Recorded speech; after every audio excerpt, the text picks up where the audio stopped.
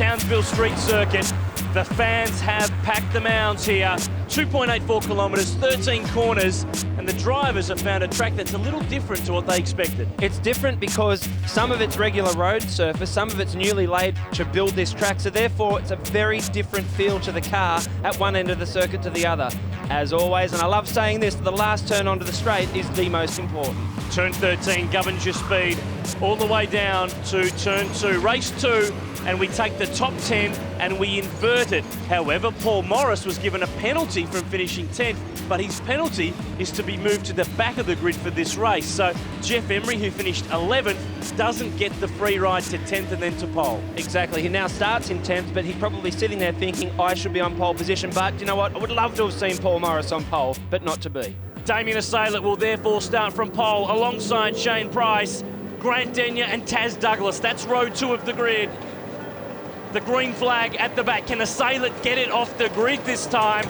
And again, he's slow to get away. Grant Denyer, the king of the starts, is down the inside of Shane Price. Grant Denyer from grid 3 around Assaylet and on the inside of Price through 1 into the lead. He was mega at Winton, and there's contact in the background. Jeff Emery goes around and into the concrete wall, and look who's around. Paul Morris was involved. I don't want to draw conclusions, but when you see a car bend into the wall and then another car creeping along the track, you can only draw your own conclusions from that. Let's have a look at a couple of replays to try to figure out just what went on here. Jeff Emery turned in. Bit tough to tell from that angle. Look at the top of screen. As they come into view, they're already in. That impact from Morris on that wall, that was huge. The whole fence shook. Jeff Emery makes light contact, but I guess the issue there is it's quite scary going backwards. Now looking at the top view, this gives us a better look. Jeff Emery was arguing for room. Morris was in the inside against the wall. Yeah, really, really hard to tell. It's always tough off the start, and the start line is a long way from turn 1, so when you get to turn 1 off the start, the speeds are big. The dude's out. He doesn't seem too fussed. But this man, Grant Denyer, the Just Cuts In car. You can see there weaving on the wheel. The safety car is out, keeping the tyres warm before the restart, which should happen as they come onto the straight. So Denyer will lead us away. Shane Price is second from Taz Douglas. Bradlow in 4th, then it's David Russell, and we need to keep an eye on Jonathan Webb and James Moffat and how much of an impression they can make from starting back on the 5th row of the grid. And they just need to be patient though. We all know that street circuits can bite, but Grant Denyer absolutely nailed that restart. Where was Shane Price? He's fallen back 4 car lengths already. Brilliant start from Denyer. Look at David Russell. The right front has been locked all the way down to turn 2, and Daniel Gaunt, the young Kiwi, has managed to sneak down the inside.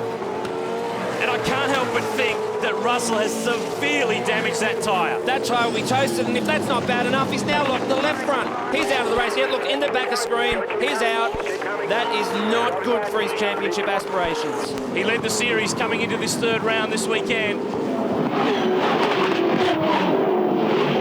Oh, I love that shot. Look at the rubber. Listen to the noise. Bounce it off the curbs, Grant. This is awesome. This is the chicane, turn 7 and 8. A replay, top of screen, darts to the right. That has been locked for what, 60, 70, 80 metres. Lucky not to bounce off Taz Douglas.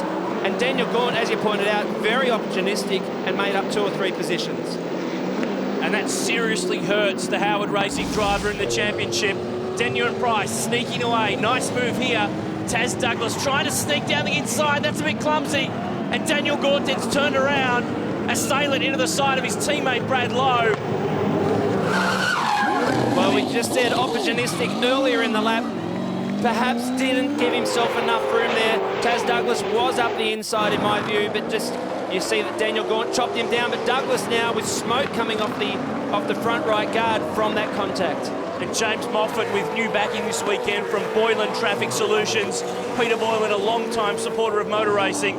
And James is just working his way through. This is Sam Walter trying to fight back. And young Ben McCashney in the Falcon, who's had a really weird, terrible start to the weekend. He and his team manager woke the other night to find a robber in their room making off with their mobile phones and wallets. Well, he's doing a fantastic job to switch off from police reports and focus now on the game, but Grant Denyer on screen, how much curb did he take through that corner? He's not shy to cut across the grass. When he gets his nose in front, he's so hard to run down. Shane Price has showed some real pace in the Sip and Save Commodore. This is the replay. Taz Douglas, I thought he was in there, just ran a little wide, Gaunt turned in, and then everybody else takes avoiding action. This is cool. You're pinning it on Douglas. I'm more pinning it on Daniel Gaunt. The car on the outside. You look at Taz, he's in there, and Daniel Gaunt, what I would call, chops down on the front of Taz Douglas, causing his car to make contact and spin himself out of the race. You're pinning me for pinning it on someone. I wasn't pinning anyone. Nevertheless, Grant Denyer leads. Taz Douglas with the right front locked down at turn 2. How good is it when you see two cars trying to outbrake each other into a corner? They're right on the limit. Both had smoke coming off the right front as they locked. Actually, I think Taz Douglas, that smoke's not from brake lock-up. It's something, the guard rubbing on the tyre or some sort of mechanical problem. But at the moment, it doesn't seem to be affecting his speed. But James Moffat, race 1 winner, all over the back of him. That's the exit of turns 5 and 6. Hard on the brakes. The chicane at turn 7. And Damien Assailant has just started to close in on this duo. Jonathan Webb turning fast laps in the Gulf Western Falcon, but Moffat, turn 11, great passing chance, but he hasn't got quite enough. Now he does. Douglas is wide, but he's got the inside for turn 13. Well, Taz didn't mind chopping him down there, but Moffat switches back to the left. He's good under brakes. Oh, clean, and Assailant. Oh. Douglas gets turned around. Assailant was trying to follow Moffat through.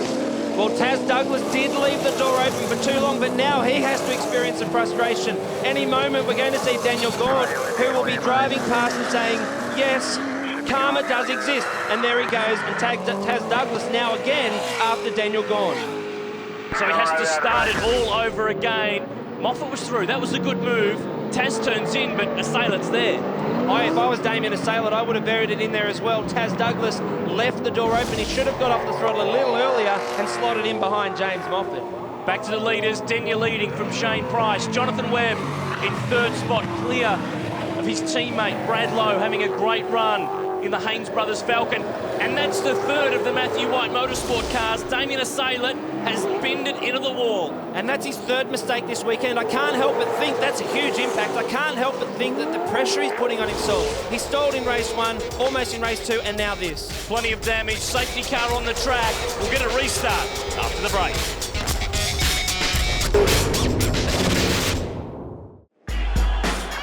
It's take 2, the second restart in the second race off the Fujitsu V8 Supercars.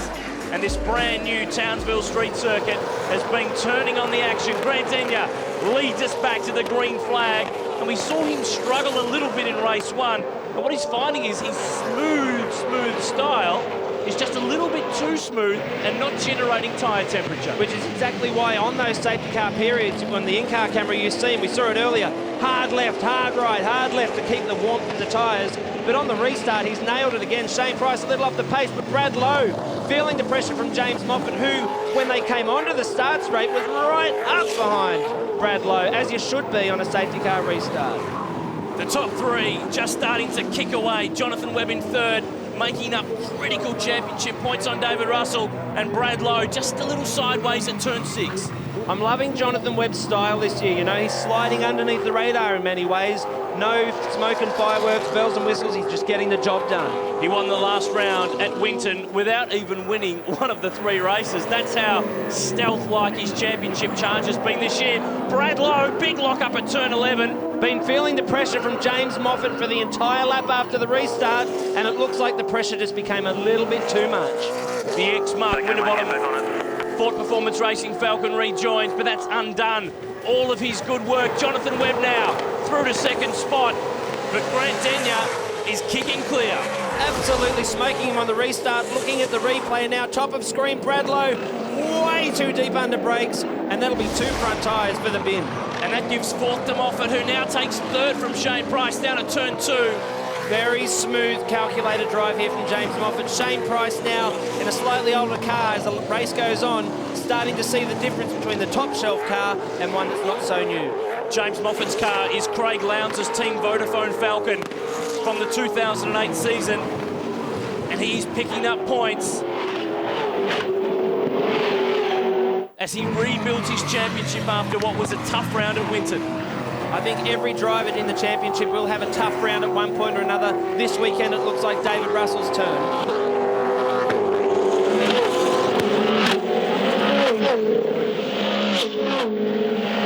The run through turn 10 at Boundary Street, we've just been told from race control that this race will be shortened, so this will be the final turn, and Jonathan Webb throwing everything at the crimson-safe KFC Falcon. He's got that thing loose and wound up. Danya's very lucky it hasn't got 2 more laps to go.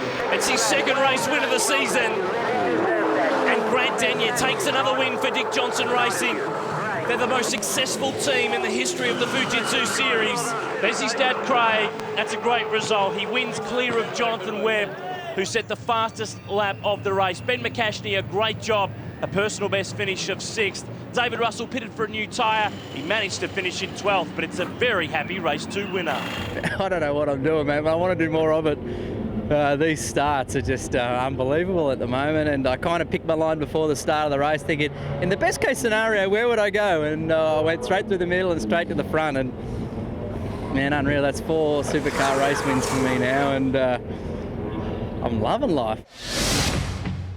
Everyone's talking about who in the Fujitsu field has gotten the call up to drive in the endurance races later this year. But it's the few drivers who aren't here this weekend that have set tongues wagging.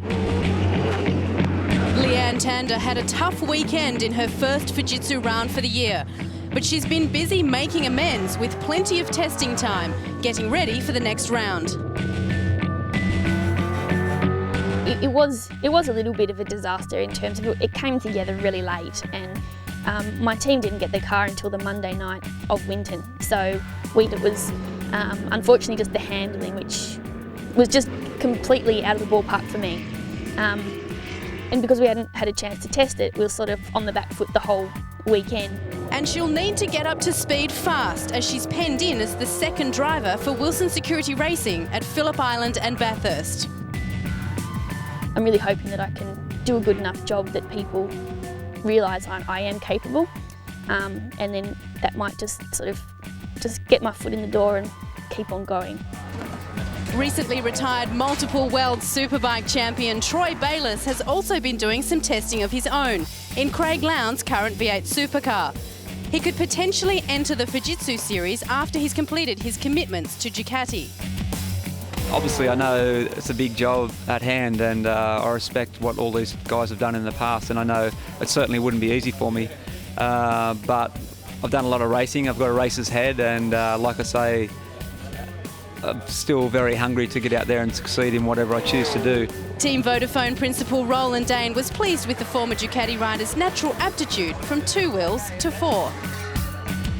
He's used to the speed, for sure. And I think he'll adapt well with some seat time into it. I mean, there's cases of guys doing it in the past, and you've seen what Rossi's done when he's got in rally cars recently. There's no reason why Troy couldn't get up to speed pretty quickly.